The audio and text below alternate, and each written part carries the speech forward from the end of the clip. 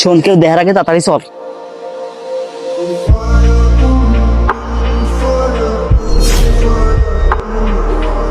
এই দাঁড়াও, তোমরা শোনো শোনো, এদিকে আসো। কি হয়েছে ভাই?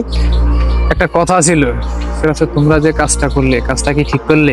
আমরা কি এমন করলাম? তোমরা এই যে এই গাছ থেকে ডাব পারলে মালিককে না বলে, এটা তো চুরি করলে, তোমরা কি কাজটা ঠিক করলে? আমরা তো চুরি করছি, কেউ দেখছে?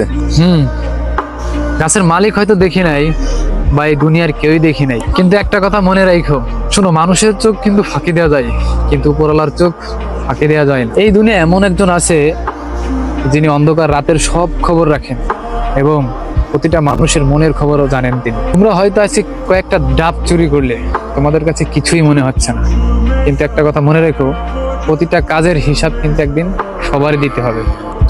শোনো, দুনিয়ার হয়তো কেউ দেখি নাই, কিন্তু আল্লাহ কিন্তু সব দেখেন। ভাবো তো, যদি এই দুনিয়া ছেড়ে আমরা চলে যাই, তখন গাছের আসল মালিক এসে যদি বলে যে আমার হক কোথায়, তখন উত্তরে কি বলবা? আচ্ছা ভাই, আমাদের ভুল হয়েছে, আমাদের মাফ করে দিন।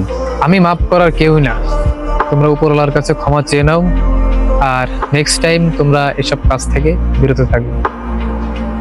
আজ থেকে আমরা ওয়াদা করলাম, আর কখনো অন্য রক নষ্ট করবো না, পাল্লার উপকার করব। দুনিয়া ছোট মনে হলেও অন্যর হক নষ্ট করা ছোট কোনো পাপ না।